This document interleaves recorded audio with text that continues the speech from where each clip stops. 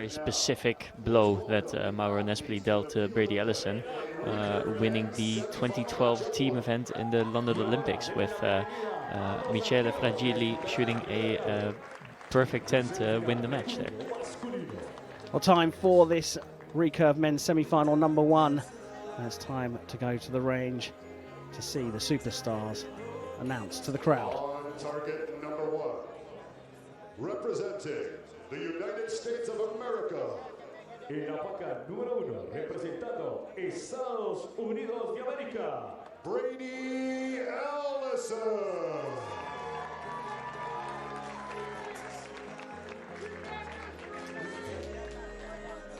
On target number 2, representing Italy. y en la placa número 2, representando Italia, Mauro Nespoli.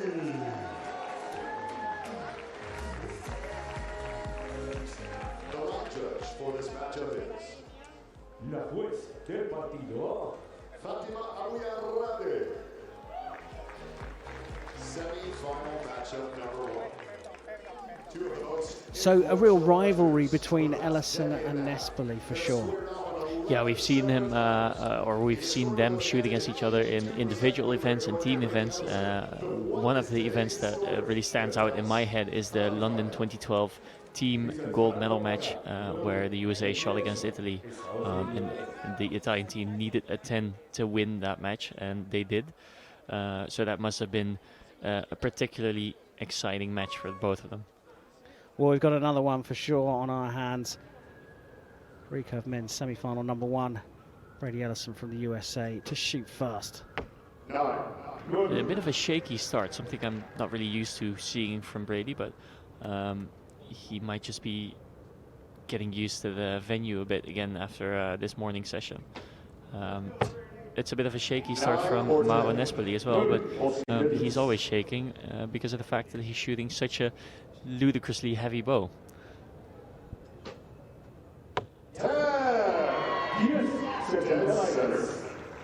Well, for those of us that don't know so much about the equipment, why you shoot such a heavy bow? So shooting really heavy draw weight really helps in the wind because your arrows are less affected by it.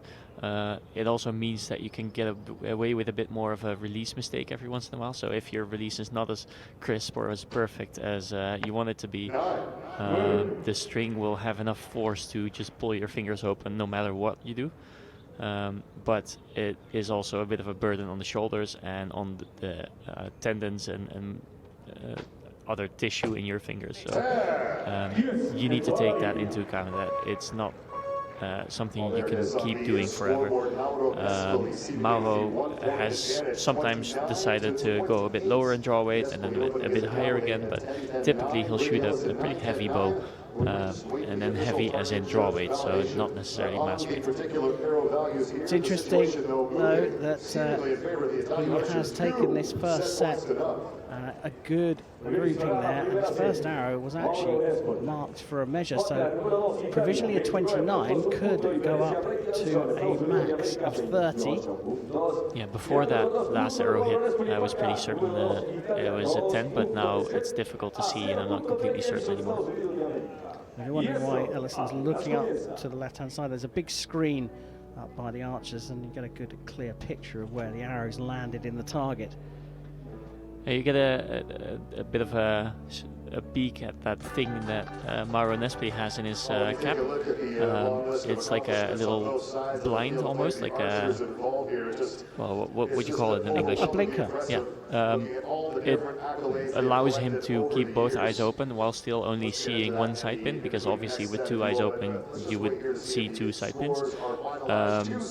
It can either mean that he is actually left eye dominant and is shooting right-handed, which happens, or it can mean that he just prefers to see only one side pin but wants to keep both eyes open to keep his face relaxed, which is also a very common thing.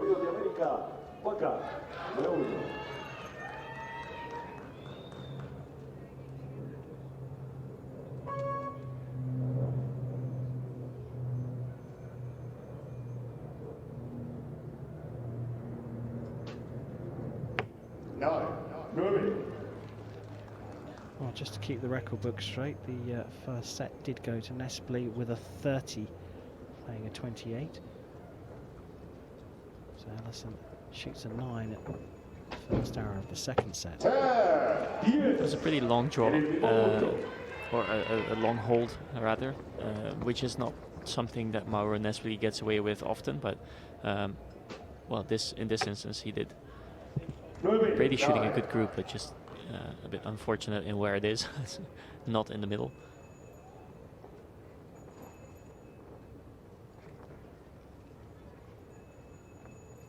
Another long hold from the Italian. 9. And that's one of the risks of shooting such a heavy bow weight, where not only is it easy to have a bit of a longer hold, because it obviously takes more effort to pull your arrow through the clicker, but also if you have a long hold, it's going to fatigue you a little bit more, and the chance of making a mistake is a bit bigger. Although there is some room, I wanted to say, but after that arrow, depending on the measure, this set might go to Brady instead. Well, I've got it down on my scorecard as a 9. I understand why it's an 8 measure marked by a scorer, but that 7 going out to the right, I think, is exactly what you're talking about. He's at full draw now for a very long time. That's clearly in.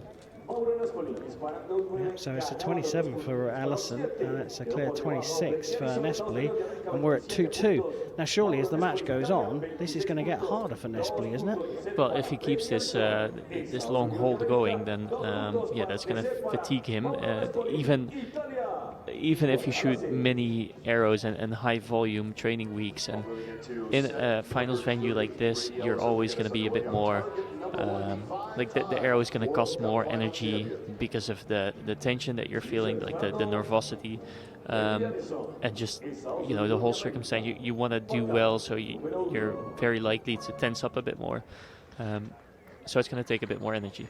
I think we've got to start a dictionary of chefs' new English words. Nervosity. I think you meant nervousness. Probably. It's a good word. I'm going to start using it. Set number 3 of this men's recurve semi-final, and Ellison has started to dial into the middle of the target. Chef Vandenberg was talking about the group he was shooting. It was very good. Just needed to get it in the middle. A quicker shot from Nespoli, though, so they're both kind of finding their way in this match. Yeah, and obviously it's easy to say just shoot your shots quicker because they hit the middle then, but there's a reason that his shots take a bit longer, and you cannot simply just say I'm going to shoot these quicker, because then you'll also make mistakes. So you need to find the reason for the shots to go not as quick and try to fix that instead.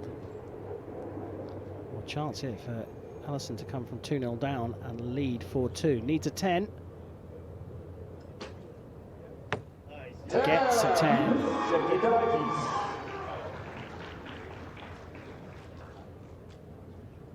It's not just yet the super convincing Brady Ellison that we've seen in the past, but it's definitely getting there again. I feel like although we haven't seen him in the finals venue that much lately, obviously I've kind of looked at the scores that they've been shooting in the elimination rounds, and Brady typically has been shooting really high scores. He just had a bit of an unlucky draw at some events where he shot a really good match against somebody who was also shooting a really good match.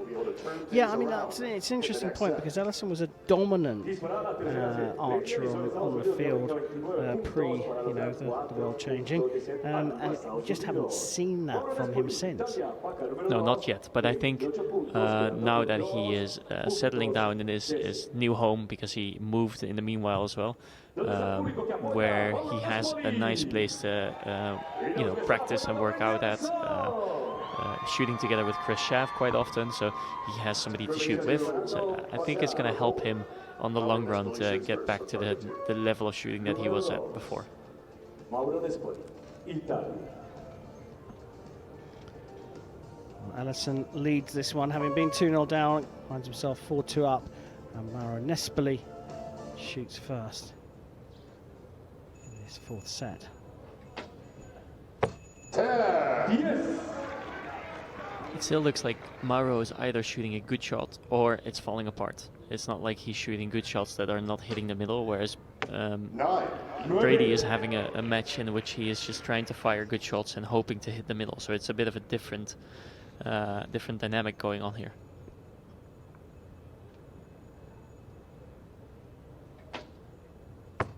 Nine.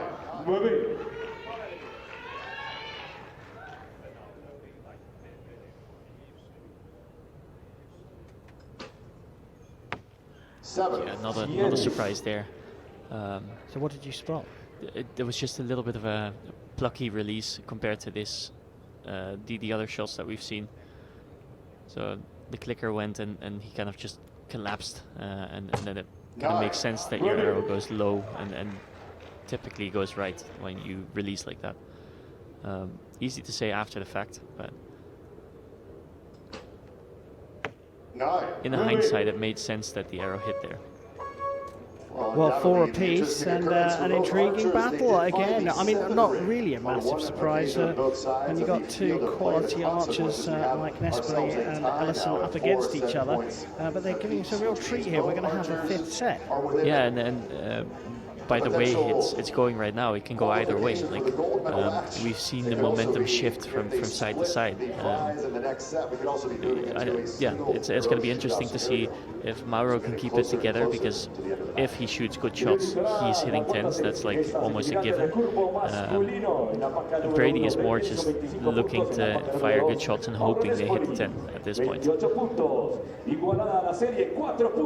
was, you could see kind of like the slow release there. 3 arrows. Both of them using a bit of bow condo in that set. We're trying to give it some English, as Chef says, and once you release the arrow, just push your bow arm across to try and force the arrow, correct the arrow. All square going into the 5th and final regulation set.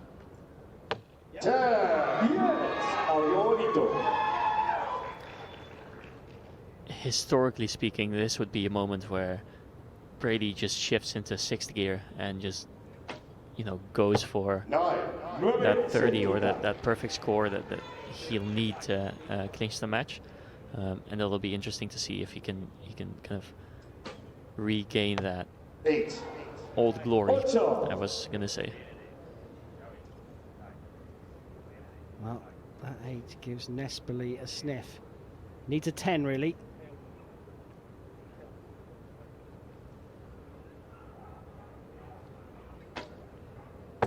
It's a very impressive recovery. After such a long hole, puts it into the 10 and is in command of this one. Ellison now is the one that needs the 10. Gets it. So puts some pressure on. A 28 means that Nespoli can win this semi-final inside the regulation set. Needs a 10 though. Bit of a dip there, bit of a wobble. All over the shot, into the 9, and that means a 28-28 finish in set number 5, and that's 5 set points apiece. Didn't look like there was anything that really needed a measure, so that means that we will have our second shoot-off of this session. The target faces will be clear, and they will have 1 arrow each to decide this one, and yet again this one could go either way. Yeah, the rules are very simple. The person that hits the arrow closest to center walks away with the match win. So yeah, it's a shoot-off setting where 1 arrow is being shot. Anything can happen in a setting like this. It's pretty much impossible to predict this one. Well, this is the 12th time both archers just what you want if you're a neutral here. 2 high-quality archers duking it out. Find themselves tied up after 15 arrows. We'll have a 16th one to decide this. Score first, highest will win and go through to the gold medal match. If they score the same, the arrows will be measured closest to the centre. Goes into the gold medal match. The other one will have to come out and contest the bronze medal. And the key thing about this is the pair of them know that winning this means a place in the Hyundai Archery World Cup Finals. And you're not necessarily going to get these chances all the time. No, not anymore at least. There was a time where you kind of just assumed that Brady would be in the Final Four or in the World Cup final at least. But so far this season he hasn't been able to replicate that. Well, I referred to it earlier on as old glory. Yeah, I mean, like you say, he's been in and around the Final Four, so he's got good ranking points this season. Being in this Final Four will only help that cause. But what better way to do it than by winning the whole damn thing? Ellison to shoot first in this one arrow sudden death shoot off for a place in the final. 9. Not necessarily the best arrow in a shoot off, but we've seen it happen before where it can be enough. Nespoli puts it into the 10, and look what it means to him.